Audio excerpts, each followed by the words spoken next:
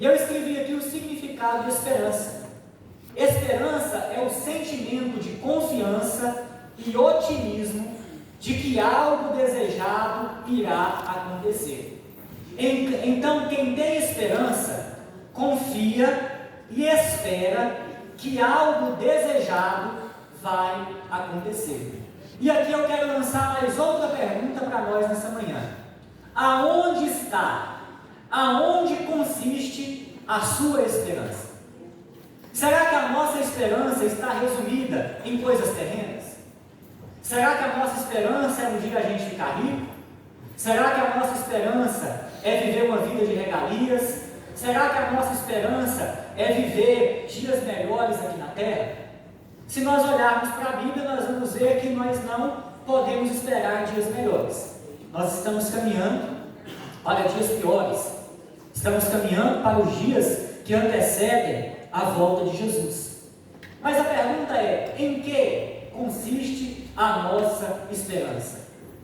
Eu não estou dizendo aqui que nós devemos almejar as coisas aqui na terra. Nós devemos sim trabalhar, batalhar pelos nossos sonhos, pelos nossos objetivos. Mas a nossa esperança não deve estar nisso.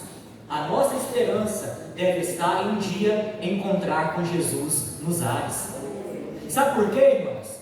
Se a nossa esperança estiver somente nas coisas aqui da terra, nós estamos vivendo com o objetivo errado. Sabe o que acontece? Muitas vezes nós estamos tão preocupados com as coisas daqui, que a gente se preocupa em construir o nosso próprio reino aqui na terra e nos esquecemos do reino dos céus. Nós estamos tão preocupados em construir, em consolidar a nossa vida aqui, que a gente acaba esquecendo que nós não somos daqui. Paulo disse que nós não temos aqui cidade permanente, mas nós buscamos a cidade futura. Então o nosso lugar é no céu. Muitas pessoas, infelizmente, não desejam arrebatamento, não desejam encontrar com Jesus. Elas se acostumaram tanto com as coisas daqui, se apegaram tanto com as coisas daqui, que elas não desejam mais viver o celestial. Elas desejam apenas viver o material. É por isso que tanto Paulo como os outros escritores usam o termo arrebatamento. O que é arrebatar? Arrebatar é arrancar algo com força. Jesus vai arrancar a igreja da terra com força. Arrebatar significa isso. Por quê? Se Jesus não arrebatar com força, muita gente ia querer ficar aqui na terra. Por isso que o arrebatamento vai ser esse arrancar com força e com rapidez. O segundo item do primeiro tópico: a esperança da segunda vinda de Jesus. Jesus nos alertou a ficar atentos, porque não sabemos quando será a sua segunda vinda. Seu retorno desencadeará mudanças. Os que estiverem vivos se encontrarão nas nuvens com os que vão ressuscitar e encontrarão o Senhor nos ares. Paulo se refere a este acontecimento em relação aos vivos com a expressão seremos transformados. Irmãos, quando nós falamos acerca da segunda vinda de Cristo, nós precisamos atentar para o seguinte: por que nós falamos segunda vinda de Cristo? Porque Jesus, ele já veio a esta terra em uma primeira vez. Então o arrebatamento da igreja será a segunda vinda de Jesus. A segunda vinda de Jesus, ela é dividida em várias fases. Mas eu queria pontuar aqui apenas duas fases da segunda vinda de Cristo, que são as fases principais, são as fases mais importantes. A primeira fase da segunda vinda de Cristo será o arrebatamento da igreja. Jesus virá arrebatar o seu povo e encontrar com a sua igreja nos ares, conforme nós lemos em 1 Tessalonicenses capítulo 4, no verso 16 e 17, que nós lemos aqui na introdução do textual. Então, a primeira fase da segunda vinda de Jesus acontecerá o arrebatamento da igreja. Os que morreram em Cristo ressuscitarão primeiro Depois nós, o que estivermos vivos, subiremos juntamente com eles a encontrar com o Senhor nos ares. Essa é a primeira fase da segunda vinda de Cristo. A segunda fase da segunda vinda de Cristo acontecerá novamente. Jesus virá à terra e nessa ocasião Jesus vai instaurar o milênio. Acontecerá então a instauração do período milenial. Você pode estar lendo isso em Apocalipse capítulo 19 e capítulo de número 20.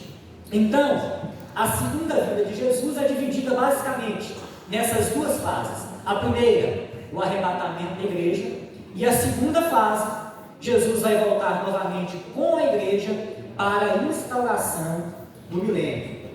Vamos seguir agora 1.3, a esperança do vigilante.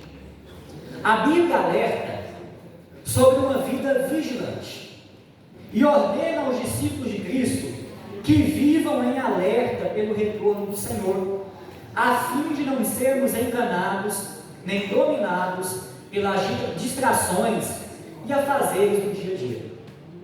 O erro do discípulo que não vigia é diante da demora, entre aspas, da vinda de Jesus, deixar de viver uma vida cautelosa e perecer eternamente.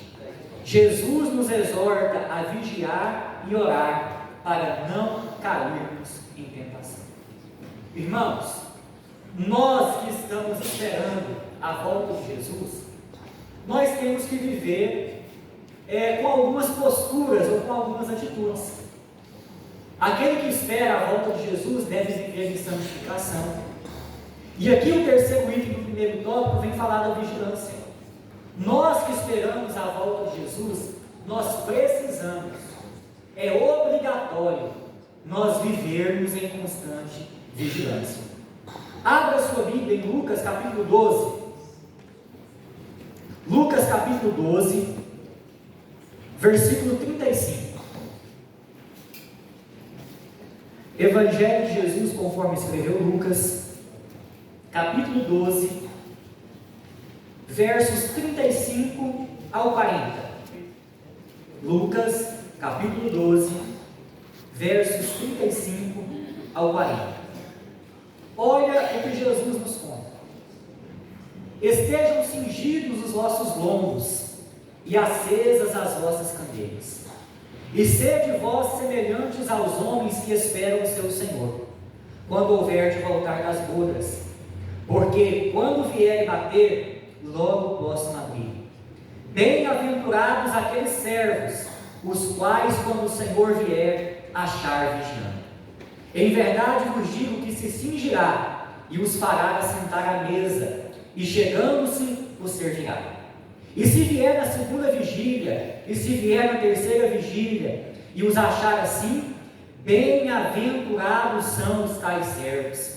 Sabei, porém, isto: se o pai de família soubesse a que hora havia de vir o ladrão, vigiaria e não deixaria minar a sua casa.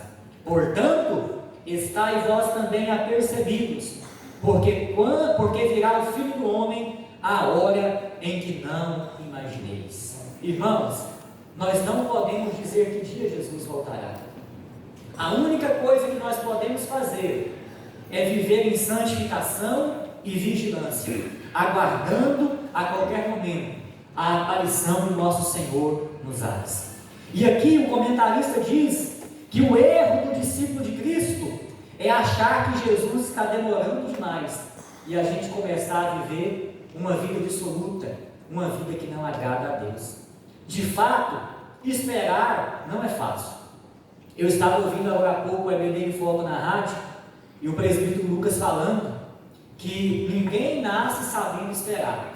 Esperar é algo que a gente desenvolve no decorrer da vida. Então esperar não é fácil, mas que nós possamos esperar com esperança a volta de nosso Senhor Jesus. E uma coisa que a gente tem que ponderar é que o arrebatamento ele pode ser coletivo, mas Jesus pode voltar individual para mim e para você. Por isso é importante nós vivermos em santificação e em constante vigilância. Amém? Eu encerro aqui o tópico primeiro. O tópico de número 2 vem falar acerca da relevância da bendita esperança. E eu quero convidar aqui o meu amigo presbítero Lucas, que vai nos discorrer acerca desse tema.